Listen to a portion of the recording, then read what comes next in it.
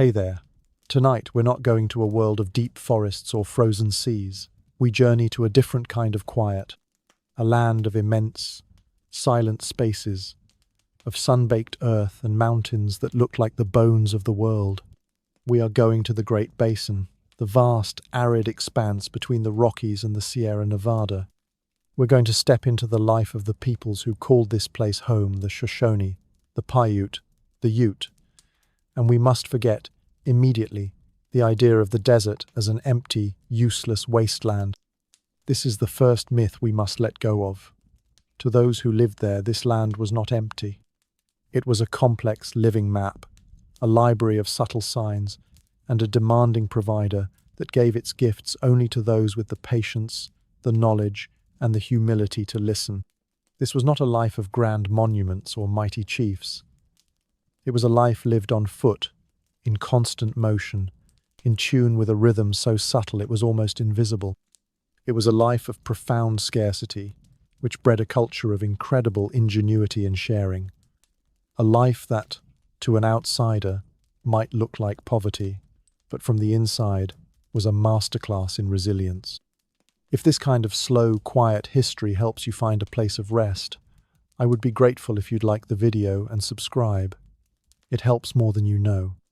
And as always, I am curious to see the small points of light on the map where you are all listening. Let me know in the comments where you are and what time it is in your part of the world. Now, settle in, dim the lights, perhaps turn on a fan for that soft, steady hum that can sound like the desert wind. Close your eyes, and let's walk into the great, quiet expanse. The air is dry, the sun is relentless, and the horizon never seems to get any closer. Yet, you are born into a world of immense scale and profound silence. Your first memory is not of a color, but of a feeling. The intense, dry heat of the sun on your skin, and the sharp, clean, almost medicinal scent of sagebrush crushed underfoot.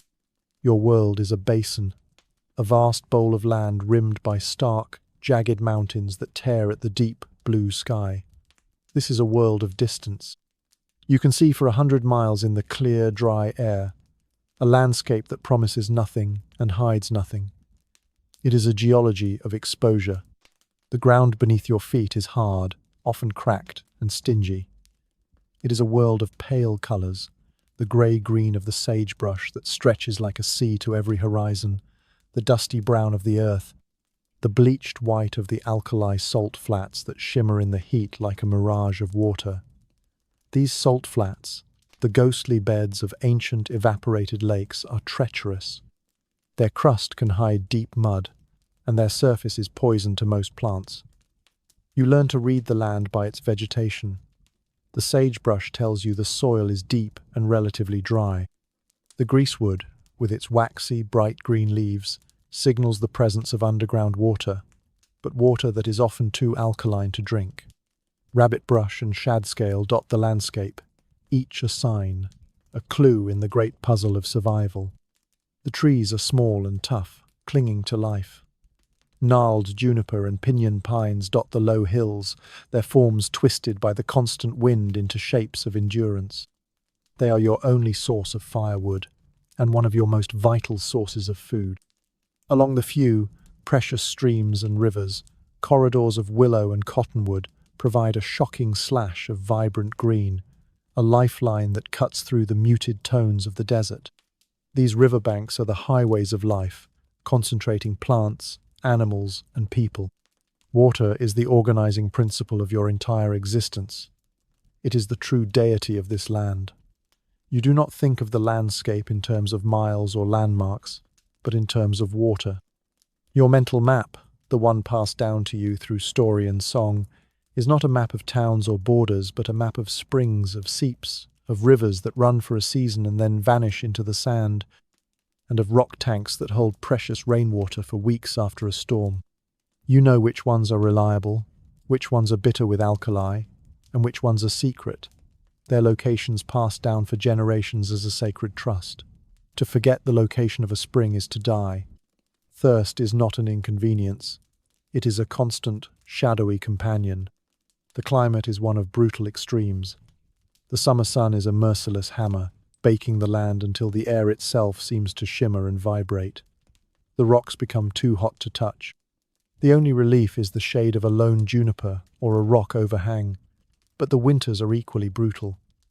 This is the high desert, and the altitude allows the temperature to plummet far below freezing.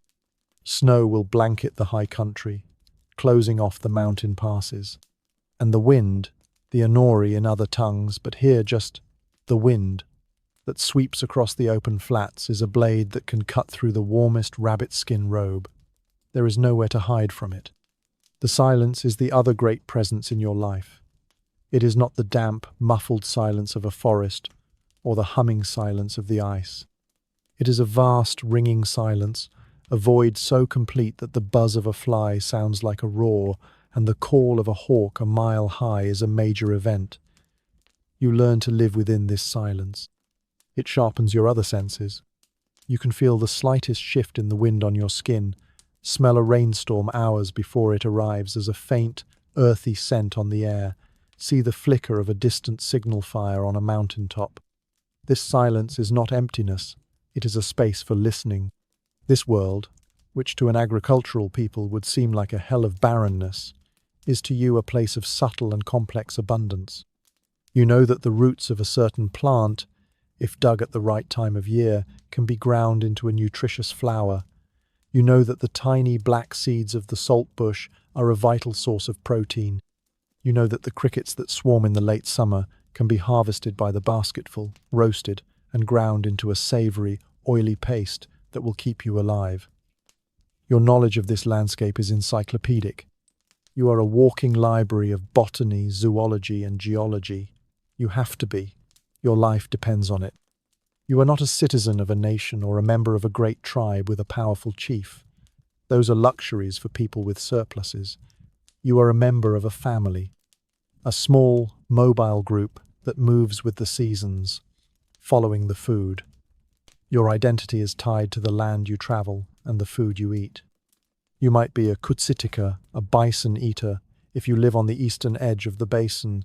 You might be a tukudika, a sheep eater, if you live in the high mountains. Or you might be a kuzedika, an alkali fly pupae eater, if you live near one of the great salt lakes. Outsiders much later will hear these names and use them as insults. They will not understand that these are not insults. They are simple statements of fact, a declaration of who you are and how you have mastered the art of survival in this great, silent, and demanding world. Ole. Winter in the Great Basin is a time of contraction, a huddling against the cold. The vast landscape, once your larder, becomes a place of peril. The cold descends from the mountains, a palpable weight that presses down on the land. The world shrinks to the small, smoky circle of your winter camp. This is not a village of permanent structures. It is a temporary haven, a place to wait out the harshest season, fueled by the bounty you gathered in the autumn. Your winter home is a wickiup.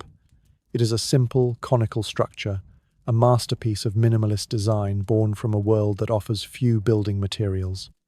The frame is made of juniper or willow poles, salvaged or cut with great effort using stone tools.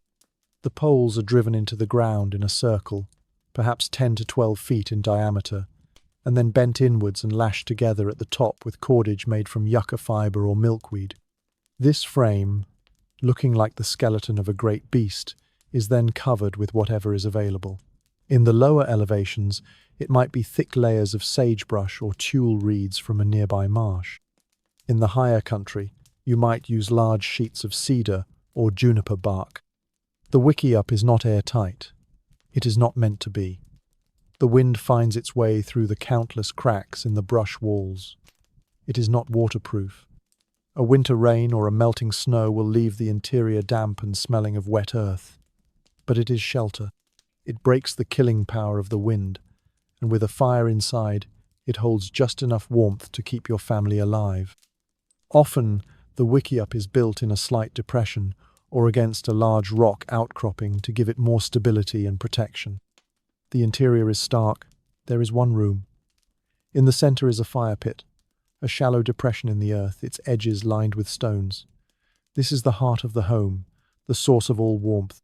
The smoke is supposed to filter out through a hole at the apex of the cone, but it rarely does so efficiently. The air inside is always hazy, and the smell of juniper smoke permeates your clothes, your hair, and your skin. The floor is the earth itself, perhaps softened with a layer of dry grass or a precious rabbit skin blanket. There is no furniture. You sit, work, and sleep on the ground. You sleep in a circle around the fire, feet pointed towards the flames, your family members huddled close together under shared robes. Your blanket is your most prized possession. It is not woven wool. It is a marvel of ingenuity and patience, made from the skins of dozens, even hundreds, of rabbits. The skins are cut into long, thin strips and then twisted together, creating a soft, incredibly warm fur rope. These ropes are then woven together to create a large, thick, and surprisingly lightweight blanket. It represents countless hours of hunting and skilled work by both men and women. The winter camp is usually situated in a sheltered location, low valley, the lee of a rocky outcrop, or within a grove of pinyon and juniper trees that provide a windbreak and a ready, though limited, source of firewood. Several related families, perhaps 20 to 30 people in total, will camp together for the winter. This is the largest social gathering of the year, a time of shared resources and reinforced kinship. The wickiups are clustered together, their smoke rising into the cold, clear air, a small constellation of human life in the vast, sleeping landscape. Life slows to a crawl. The frantic gathering of the summer and fall is over. Now begins the long, slow, and careful consumption of what you have stored. Your survival for the next 4 months depends entirely on the caches you prepared in the autumn. These are pits dug into the dry soil, lined with grass and stone, and filled with the essentials: pine nuts, dried seeds, jerked rabbit or pronghorn meat, and cakes of dried berries.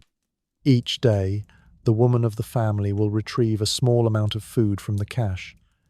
Every meal is a reminder of how much is left, a silent calculation against the remaining weeks of winter.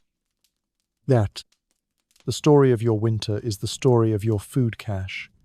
It is a story of hope, anxiety, and the slow, gnawing reality of hunger. You live by the grace of what you put away. The primary food, the staff of your winter life, is the pine nut. The nuts you harvested with such joy in the fall are now your most precious currency. The women spend a significant part of each day preparing them. The hard shells are cracked between 2 stones. The small kernels are then ground into a fine, oily flour on a matate, a large, flat slab of sandstone. The grinding is done with a smaller, handheld stone called a mano. The rhythmic, scraping sound of the mano against the matate is the dominant sound of the winter camp, a sound of sustenance. The work is laborious. It takes hours of grinding, your shoulders and back aching, to produce enough flour for a single family meal. This flour is then mixed with water, and sometimes snow, and cooked into a thick, greyish porridge. It is not a food of complex flavours. It is bland, with a slightly resinous taste of pine. But it is rich in fat and protein, a perfect survival food. This is what you will eat, day after day, week after week. It is your shield against starvation. You eat it slowly, savouring the warmth, knowing that each mouthful is one less mouthful in the cache. Supplementing the pine nut mush is the dried meat, the jerky, from the fall hunts. The strips of pronghorn or rabbit meat are hard and tough.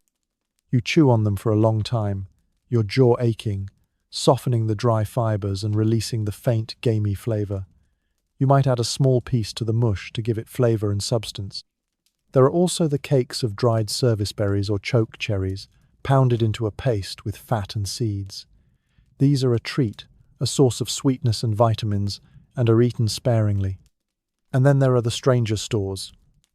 In a good year, you might have harvested crickets or caterpillars. These were roasted, dried, and ground into a dark, protein-rich flour, which is now added to the mush. To an outsider, it is the food of desperation. To you, it is simply food. It is protein. It keeps you alive. But sometimes, the shield of stored food is not thick enough. If the pine nut harvest was poor, if a cache was discovered by rodents, or if the winter is unusually long and severe, the food will begin to run out. This is the season of hunger, the starving time. It is a quiet, creeping fear that settles over the camp. The portions of mush get smaller and thinner. The chatter around the fire quiets. The children's games become less energetic. Their eyes seem larger in their thin faces. You will eat anything. The men will venture out into the snow to check their snares, hoping for a single precious rabbit. You will strip the sweet inner bark from pine trees and chew on it.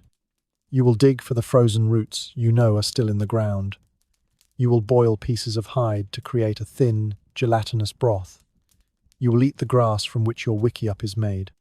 No part of the natural world is overlooked. Everything is a potential source of a single, life-sustaining calorie. This is the great test of the year, the trial by cold and hunger. Families grow weak. The elderly, who have seen many such winters, will often stop eating, quietly sacrificing their portion for the grandchildren who represent the future. It is a time of immense psychological strain. The world outside is hostile and empty, and the world inside your wickiup is shrinking with your food supply. Your dreams become filled with food, with feasts you can smell and taste but cannot touch. You wake up with the bitter taste of hunger in your mouth. It is during this time that the strength of your community is truly tested. A family whose cache has failed will be supported by others for as long as possible. Food is shared until there is almost nothing left to share. The survival of the group is paramount. But even with this deep ethic of sharing, some winters are too long. Some families do not survive.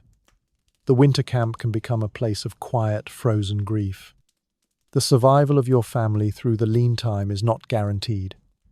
It is a victory, earned through foresight, endurance, and the strength of your kinship.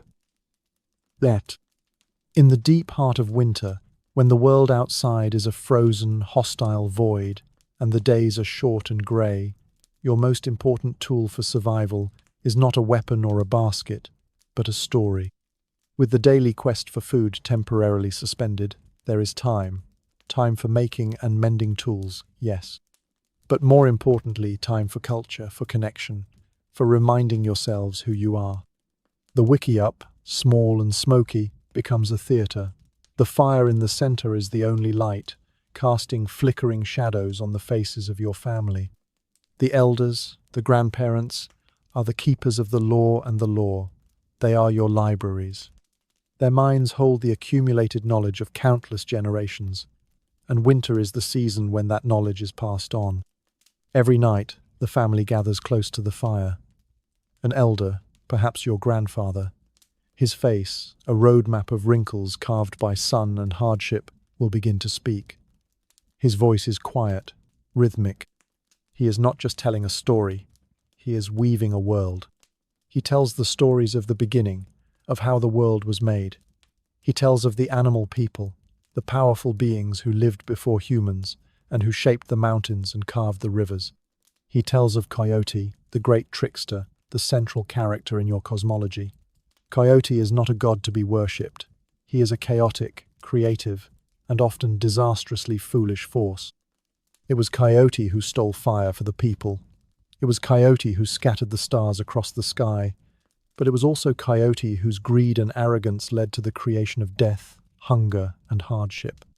The stories about him are often hilarious, detailing his failed attempts to hunt, his absurd vanity, and his endless, bumbling schemes. You laugh at his foolishness, but you are also learning. The story of Coyote trying to catch a fish and falling into the river is a funny tale, but it also contains a precise description of where the best fishing spots are and the dangers of a swift current. These stories are your maps. You have no paper, no ink. Your maps are oral, carried in the narrative of a journey. A story might begin. Coyote was walking south from the mountain that looks like a sleeping giant. After 3 days, his thirst was great, and he remembered that his grandmother had told him of a small spring hidden at the base of a red rock cliff. The story is entertaining, but it is also a set of precise, life-saving directions. You learn the entire geography of your world, every mountain, every spring, every salt flat not by studying a chart, but by memorizing the journeys of the mythic beings. The stories are your encyclopedia. A tale about the animal people arguing over which food is best is a detailed lesson in botany. You learn which plants are edible, which are medicine, and which are poison. A story about a child who wanders from camp and is threatened by a mountain lion is a stark lesson in survival and safety. The stories are your law books. They teach you the ethics of your people. They are filled with characters who are punished for being greedy, for hoarding food, for being lazy, or for disrespecting their elders. The moral is never stated outright. It is embedded in the narrative. You learn how to be a good person, a good member of the community, by absorbing the consequences of the characters' actions in the stories. The storytelling is not a monologue. It is interactive. The listeners will grunt in assent, ask questions, and correct the storyteller if he gets a detail wrong. The children, who have heard these stories since birth, will often mouth the words along with the elder. This is how the stories are kept alive and accurate, polished by the memories of the entire community. In the flickering firelight, the world of the story becomes real. The smoky wickiup transforms into the mythic landscape. The howling of the wind outside becomes the voice of a monster. You are not just hearing a story, you are participating in a ritual that connects you to your ancestors, to your land, and to the spiritual forces that govern your world. This is how you survive the winter, not just with stored food and warm robes, but with a culture so rich and so perfectly adapted to your world that it can fill the longest, darkest nights with meaning, with laughter, and with the enduring wisdom of your people. The stories are your fire for the mind, a warmth that feeds your spirit and keeps hope alive until the sun returns. That, after months of the same bland, dry food, the change you have been waiting for finally arrives. It comes not as a sudden flood, but as a series of subtle, miraculous signs. The days grow noticeably longer. The sun feels warm on your skin for the first time in what seems like a lifetime. The snow, which has been a hard grey crust, begins to soften and shrink. Small patches of bare, dark earth appear, and from this damp earth, the first green shoots emerge. The end of winter is not a time of rest. It is a time of urgent, joyous labour. This is the season of the first roots, and the work belongs to the women. You and your mother, your aunts and your sisters will leave the winter camp, your digging sticks in hand and spread out across the landscape. Your eyes, accustomed to the white and brown of winter, are now keenly attuned to the slightest hint of green. Your most important tool is the digging stick, the tuyu. It is a simple tool, but a vital one. It is a sturdy, straight branch of a mountain mahogany or other hardwood, about 3 feet long. The end has been sharpened to a point and hardened in the embers of a fire. Sometimes, a crosspiece is attached near the top to serve as a handle. With this, you can pry into the hard, often rocky soil to get at the starchy, life-giving roots and bulbs below. You are searching for the plants you know so well, the ones whose stories you heard all winter. You look for the tender, new leaves of the bitter root. Its fleshy root is a powerhouse of nutrients, but as its name suggests, it is incredibly bitter. You must peel it and then boil it for a long time, changing the water several times to make it edible. The work is worth it. The first taste of the cooked bitter root is a shock of nourishment to a system that has survived on preserved food for months. You search for the telltale leaves of the camas plant in the moist meadows. Its bulb, when roasted slowly in an earthavina pit filled with hot stones, becomes soft, sweet, and delicious. A large bed of camas is a treasure, and your family group might camp near it for days, harvesting the bulbs. You dig for the starchy tubers of the sego lily and the wild onion, the roots of the desert parsley. Each plant has its own unique taste, its own specific preparation. You are not just a gatherer, you are a chef with a deep knowledge of a complex wild pantry. This is hard, stooping labor. You spend hours bent over, your back aching, Your hands raw from the digging stick and the rough soil. But it is joyful work. The air is fresh. The sun is warm. And with every root you pull from the earth, you are bringing life and health back to your family. You carry the harvest back to camp in your conical burden basket, supported by a tumpline across your forehead. The basket grows heavy through the day. Back at the camp, some of the roots are eaten immediately, a feast of freshness, but most are processed for storage. They are peeled, boiled, and then mashed and dried in the sun into hard, flat cakes. These cakes will provide a vital source of carbohydrates throughout the coming summer months. The first greens are not just food, they are medicine. They are a flood of vitamins and minerals that your body has craved all winter. You feel the strength returning to your limbs, the fog of winter lethargy lifting from your mind. The arrival of the first roots is a time of quiet celebration. It marks the true end of the starving time. It is a reaffirmation of the cycle of life, a sign that the land, after its long sleep, has woken up and is once again providing for its people. You have endured the trial of winter, and the earth is rewarding your persistence. The world is green again and full of promise. Yet, while the women are scouring the land for the first green roots, the men are preparing for one of the most important communal events of the year, the Great Rabbit Drive. Spring is the season when the jackrabbits, a primary source of meat and fur, are abundant, but a single hunter with a bow has little chance of catching these incredibly fast and wary animals. The only way to hunt them effectively is through a massive, coordinated effort involving the entire community. Preparations begin weeks in advance. The most important piece of equipment is the net. These are not small, handheld nets.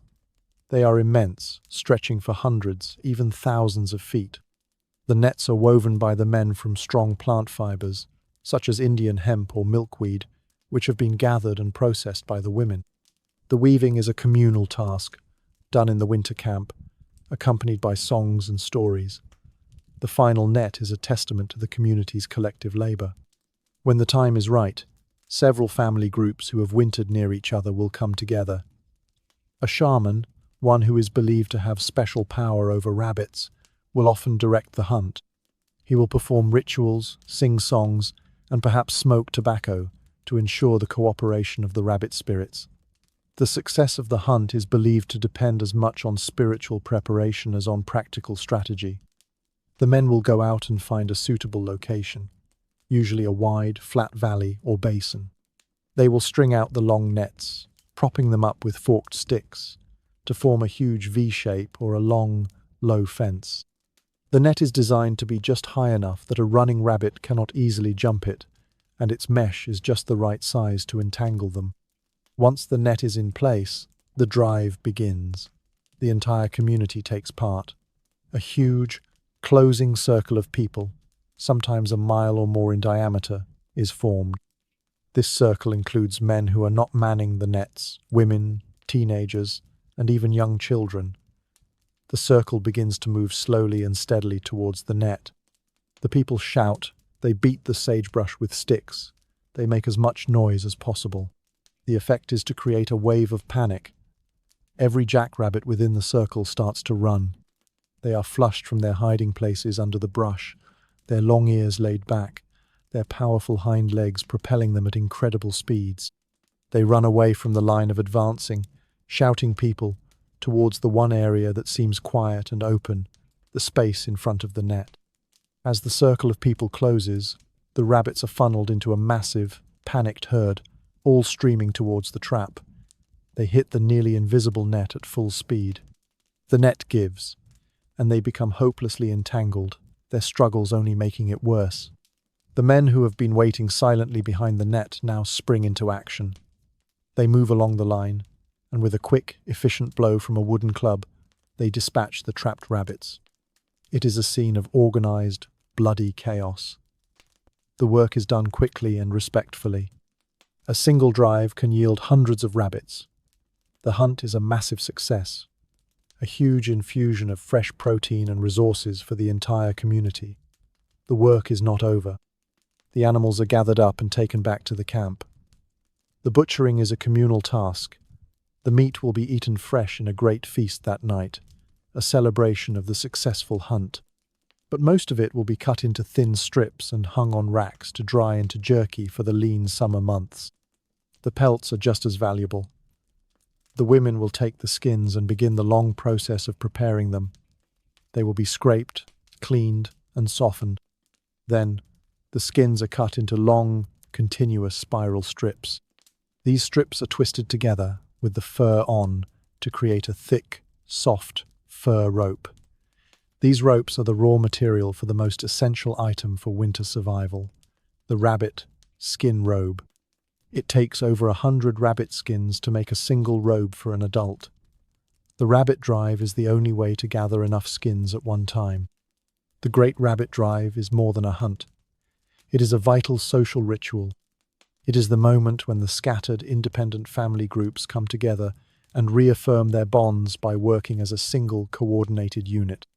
It is a demonstration of the core principle of your world, that the greatest challenges can only be overcome when the people act as one. Yet, in a world with no metal pots, no pottery that could withstand the direct heat of a fire, your most essential piece of technology is the basket. This is not the loose, decorative basket of a modern home. Your baskets are feats of engineering, woven with such skill and precision that they are watertight, durable, and versatile enough to be used for every task, from carrying water to cooking your food. The art of basketry is a woman's art, a skill of the highest order, a measure of her wealth, her status, and her contribution to the family. You learn to weave as a child, your small hands guided by your mother and grandmother. You learn the weaver's calendar, the seasonal rhythm of gathering materials. You learn to recognize the right plants at the right time of year. The best material is willow, its young, straight shoots gathered in the spring when they are at their most flexible. You also use tule reeds from the marshes, the reddish bark of the redbud for color, the strong roots of the bracken fern for dark patterns, and various tough grasses. Each material is chosen for its specific properties of strength, flexibility, or color. The preparation of the materials is a long and patient process that takes far more time than the weaving itself. The willow shoots must be gathered in bundles. Each shoot is then painstakingly split into 3 long strands. 2 of these are discarded. The remaining one, the core, is then scraped with a sharp piece of obsidian to remove the bark and to size it to a uniform thickness. It is a craft of incredible patience. Your fingers become calloused and strong from this work. Some strands might be dyed with natural pigments: yellow from rabbit brush flowers, black from mineral stowe create the patterns that will be woven into the basket. This is not just a craft, it is an intimate conversation with the plant world. There are 2 primary weaving techniques. The first is twining, where 2 horizontal strands, the weft, are twisted around a series of vertical foundation strands, the warp. This creates a flexible, durable fabric, perfect for making conical carrying baskets, seed beaters, winnowing trays, and hats. The open weave of a twined basket is perfect for sifting, and the flexibility is ideal for carrying heavy, bulky loads. The second and more difficult technique is coiling. A foundation of bundled grass or thin rods is built up in a spiral, like a snake coiling upon itself. Each new coil is then stitched tightly to the one below it with a thin, flexible strand of prepared willow. The stitching is done with a sharp bone awl, which is used to pierce a hole in the foundation coil through which the stitching strand is passed. This is the technique used to create the finest, most durable, and most important baskets. The masterpiece of the weaver's art is the cooking basket. It is a coiled basket, often large and bowl-shaped. It is woven so tightly, with thousands of tiny, precise stitches, that not a single drop of water can escape. But how do you cook in a basket that would be consumed by fire? The answer is a brilliant, indirect method. You fill the basket with water and the food you wish to cook, perhaps pine nut mush, a stew of rabbit and roots, or parched seeds. Beside the basket you have a fire where you have heated several small, smooth, fist-sized stones until they are glowing hot. Using a pair of looped wooden tongs, You lift one of the hot stones from the fire and drop it directly into the water in the basket. It sinks with a violent hiss and a cloud of steam, instantly bringing the water to a rolling boil. You must immediately begin stirring the contents of the basket with a wooden stick or paddle, keeping the hot stone in constant motion to prevent it from resting in one spot and scorching the basket's interior. When the stone cools after a minute or two, you use the tongs to lift it out, and you immediately drop in another hot one from the fire. You repeat this process over and over, a continuous cycle of hot stones going in and cool stones coming out, until the food is thoroughly cooked. It is a slow, careful, and highly skillful process. It is cooking without a pot, a testament to your people's ability to create a sophisticated solution from the simplest of materials. Baskets are a part of every aspect of your life. You carry your infant on your back in a woven cradle board, its back straight, its head protected by a woven sunshade. You gather seeds and roots in a large, conical burden basket, which you carry with a tumpline strap across your forehead, leaving your hands free. You harvest tiny grass seeds with a flat, fan-shaped basket called a seed beater, knocking the seeds into a gathering basket. You then use a large, flat, circular basket as a winnowing tray, tossing the seeds into the air to let the wind blow away the chaff. You drink water from a tightly woven basket cup, often coated with a thin layer of pinyon pine pitch to make it even more waterproof. Your wide-brimmed hats, which protect you from the intense sun, are finely woven baskets. The patterns woven into the baskets are not random decorations. They are a visual language. They are your art gallery. They might be geometric designs, zigzags, diamonds, triangles, stair steps that represent elements of the natural world, like mountains, rivers, clouds, or lightning. A specific pattern might be the signature of a particular family or weaver, a tradition passed down from mother to daughter. A basket is not just a tool. It is a work of art, an expression of identity, and a story told in willow and grass. Your collection of baskets is your most valuable set of possessions. They are lightweight, durable, and perfectly suited to your mobile lifestyle. They represent hundreds of hours of skilled labor, a deep knowledge of the plant world, and the accumulated wisdom of generations of women. In your world of stone and sun, it is the humble woven basket that makes life not just possible but organized, efficient, and beautiful. That summer in the Great Basin is a season of intense heat and constant movement. The land is now at its driest. The ephemeral streams of spring have vanished, leaving behind cracked, pale earth. Your family group, which may have joined with others for the spring rabbit drive, now breaks down into its smallest, most efficient components. Often, it is just your immediate family, perhaps traveling with one or two other related families. The goal is to reduce the pressure on the scarce resources of any one area.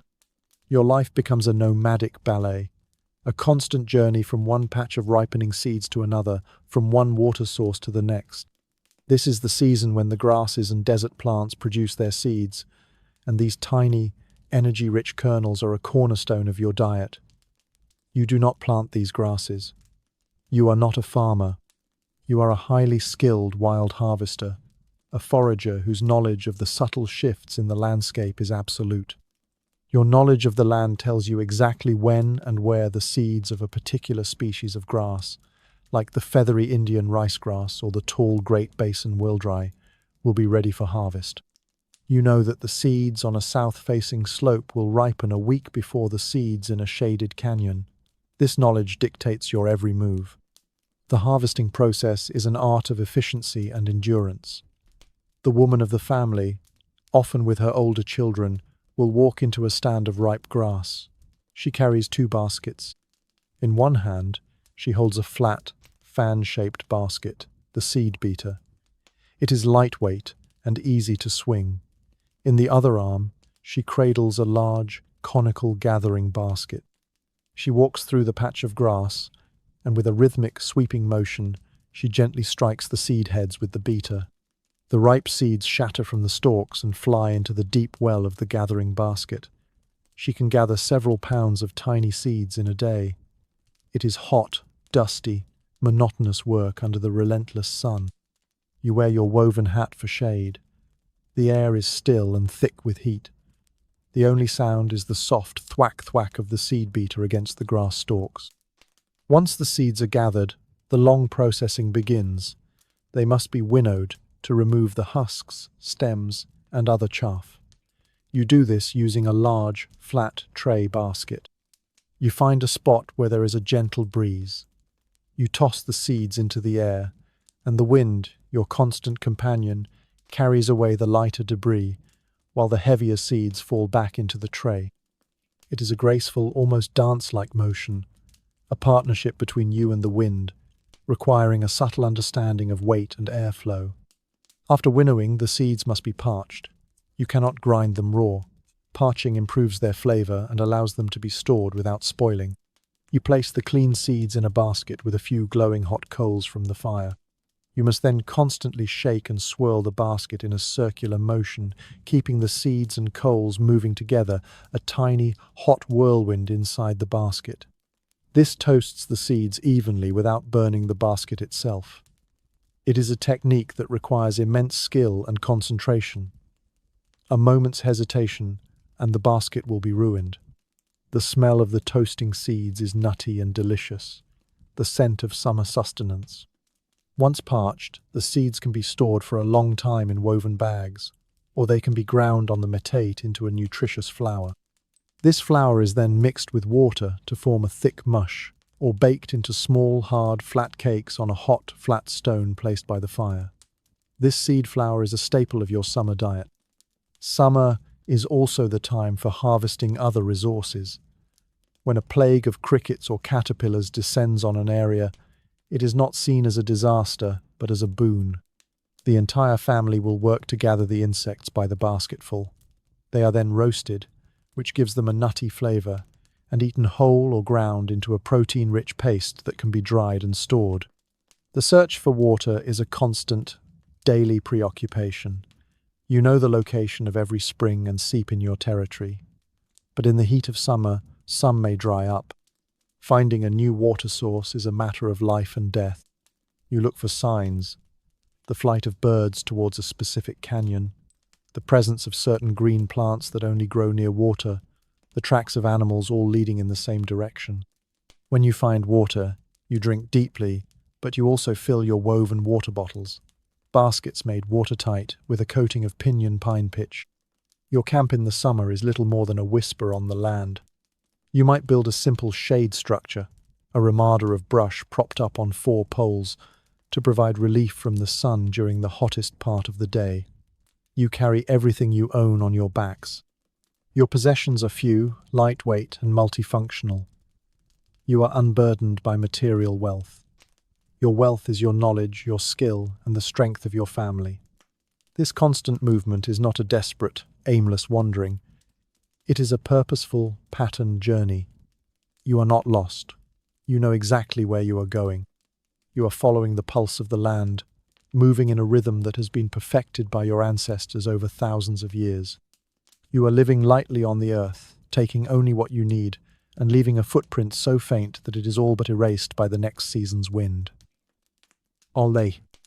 As the intense, searing heat of the long summer begins to finally recede, and the nights grow progressively cooler, carrying the first premonition of frost, a palpable sense of anticipation builds within your family group.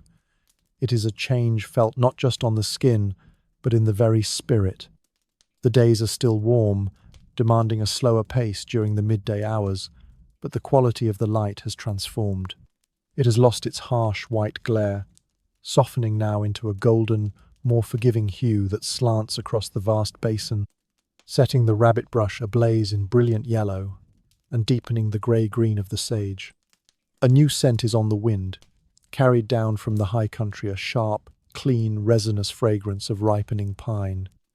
This is the scent of hope, the perfume of autumn, the overture to the most important and joyous season of the year. It is the time of the great harvest, the time when you will gather the life-sustaining food that will see you through the coming winter. And the sacred heart of this season, the pivot upon which your survival turns, is the pinyon pine nut. The pinyon pine is a small, gnarled, and unassuming tree, a wizened elder of the high desert woodlands. It thrives in the rugged country between 50 and 90 feet of elevation, its twisted branches a testament to its endurance against wind and snow. For most of the year, it is just another feature of the starkly beautiful landscape. But in the fall of a good year, and not every year is a good year, a hard lesson taught by the ghosts of lean winter sits, cones swell with nuts that are an unparalleled treasure. They are rich in protein and fat, the most calorie-dense food available in your world, a true and miraculous gift from the land. A good pine nut harvest can mean the difference between a winter of relative comfort, of full bellies and fireside stories, and a winter of gnawing hunger and sickness, of watching the old and the very young fade away. Its success or failure is not a matter of comfort, but of life and death. It will dictate the mood, the health, and the very future of your people for the next 6 months. The harvest is not a task for a single family. It is a great communal event, a symphony of collective effort. Your small family group, which has been traveling alone, or with only 1 or 2 other families all summer, following the sparse resources of the basin floor, will now begin the slow, deliberate journey upwards. You move towards the traditional pinyon groves in the mountains, places your people have returned to for generations beyond counting. And there, as you top a familiar ridge, you will see it, the smoke of other camps rising in the clear air. You will hear the distant, welcome sounds of other people. Here, you will meet others. Families you have not seen since the snows of the previous winter will arrive from their own summer territories, their paths converging on this place of bounty. The Pine Nut Camp is a bustling, joyous, and wonderfully noisy place. Shelters, simple wickiups of willow and brush, spring up across the sheltered canyon. The population swells from a mere dozen to over 100. It is the largest social gathering of the year, a vibrant and temporary city of kinship. The profound isolation that defines much of your life is replaced by the warmth of a large, interconnected community. This is a time for renewing kinship ties, for long emotional embraces with cousins and aunts not seen for many months. It is a time for trade, a chance to exchange the unique resources of your territory for those of another, perhaps a beautifully tanned deerskin for a finely woven water basket, or a precious lump of obsidian from a distant quarry for dried lakefish. It is the time for arranging marriages, when parents will observe the young people, and quiet, serious conversations will lay the groundwork for future families. And it is a time for the vital exchange of information, for sharing news, gossip, and stories from across the vast basin. An elder holds court, describing a shift in the antelope herds far to the south. A woman shares a new, more efficient way to stitch a rabbit skin blanket. For these few precious weeks, you are not a solitary band of survivors, but a people, a nation, whole and together. The work of the harvest is intense and all-encompassing. It involves everyone, from the most respected elder, whose wisdom guides the work, to the youngest child who can walk, whose small contributions are valued. The first and most crucial task is to determine which groves are most productive this year. The pinyon is a fickle tree, and a grove that was bountiful 2 years ago might be barren today. The men, lean and tireless, will scout the mountains for days, ranging across the high ridges. They will return to camp with reports, their words painting a picture of the harvest to come. Once a rich, promising grove is located, the entire camp is established nearby, and the true work begins. The harvest commences with an ascent into the trees. The men and older boys, the most agile and fearless climbers, will shimmy up the rough, sticky trunks of the pinyon trees. Their bare feet find purchase on the gnarled branches.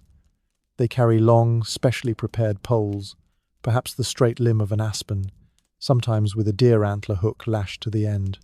From their perches high in the canopy, they use these poles to strike the branches with sharp, rhythmic blows, creating a shower of green, unopened cones that rain down to the ground below. Or they will use the hooked pole to snag a high branch, pulling it down towards them so they can twist the heavy cones off by hand and drop them to the eager hands waiting below. The women and children work beneath them, a vital and energetic part of the operation. They move through the grove, their large conical burden baskets held on their backs by a strap across their foreheads. They gather the fallen cones with swift, practiced movements, the baskets slowly filling with the weight of the coming winter's security. The ground becomes littered with the bounty, a carpet of green cones that promises survival. The air is thick with the sounds of labor, the thwack of the poles against the branches, the rustle of falling cones, the calls of encouragement between the climbers and the gatherers, and the laughter of children who make a game of the work.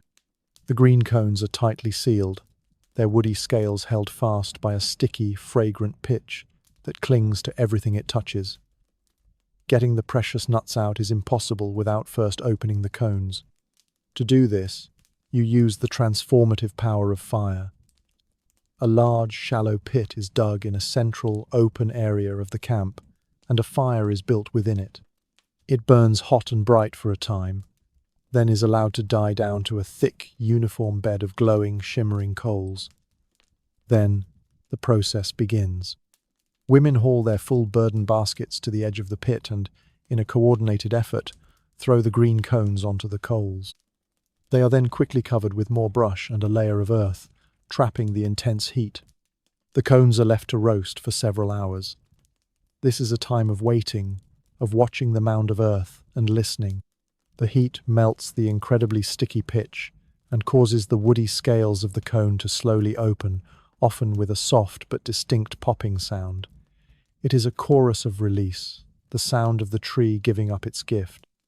The entire camp becomes filled with the rich, beautiful, and utterly unique smell of roasting pine. It is the signature scent of autumn, a sacred perfume of prosperity and communal success. Once the roasting is complete and the mound has been allowed to cool, the cones are raked out, now dry, brittle, and a dark, smoky brown. This begins the next phase of the labor, the shelling. The entire community sits in large family circles, the mound of roasted cones in the center. They break open the now brittle cones, shaking and picking out the small, dark-shelled nuts within. It is slow, tedious, and painstaking work. Your fingers become stained black with the hardened pitch, a mark of the harvest that will last for weeks, a proud badge of your participation in this vital work. But while the work may be tedious, the time is not. This is a wonderfully social occasion, a time filled with easy conversation, with laughter that echoes through the camp, and with the soft melodies of traditional songs. It is here that the community truly binds itself together. The children learn from the elders, their small, nimble fingers perfect for picking the last, stubborn nuts from the crevices of the opened cones. Stories are told, jokes are shared, and the collective rhythm of the work unites everyone. The raw nuts are then parched to improve their flavor and, more importantly, to ensure they will keep through the long winter without spoiling.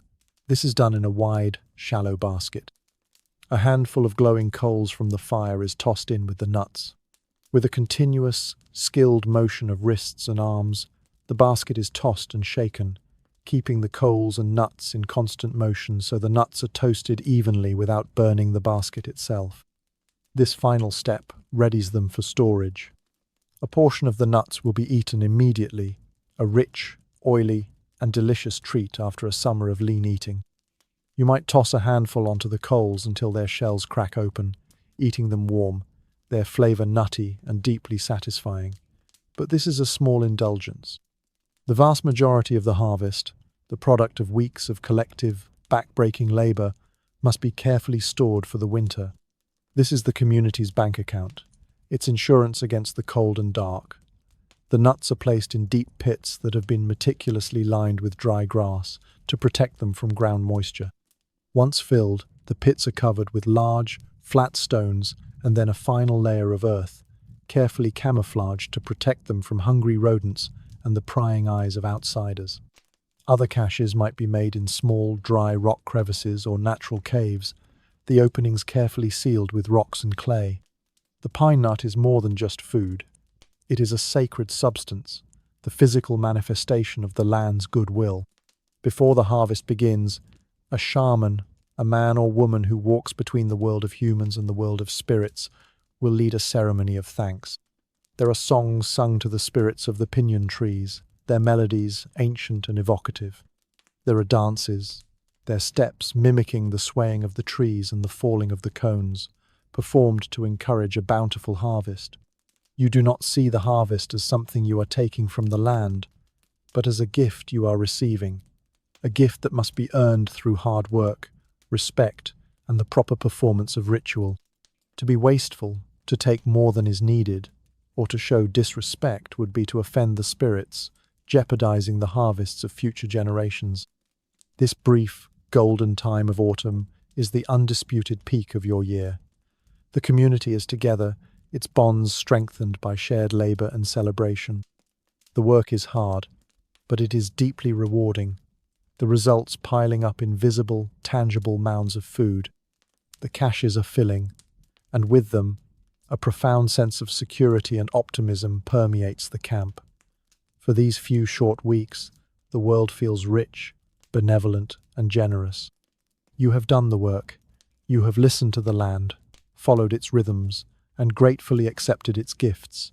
You are as ready as you can be for the long, quiet sleep of winter. Ole. Autumn, the time of gathering, is also the time for the great communal hunts. Just as several families cooperate to harvest the pine nuts, they will also work together to hunt the large game of the region. The most spectacular of these is the pronghorn hunt. The pronghorn, often mistakenly called an antelope, is a unique creature of the open sagebrush plains. It is the fastest land animal in North America, capable of reaching speeds of over 50 miles per hour. It has incredible eyesight, able to spot movement from miles away. For a single hunter on foot, getting close enough for a shot with a bow and arrow is nearly impossible.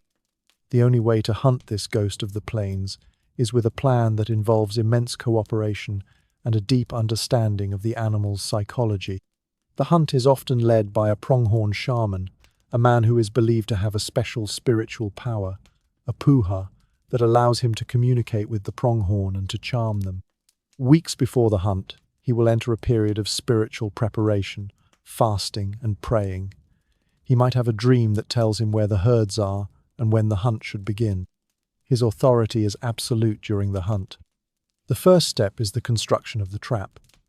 The people will build a huge corral, often V-shaped, out of piled sagebrush and rock.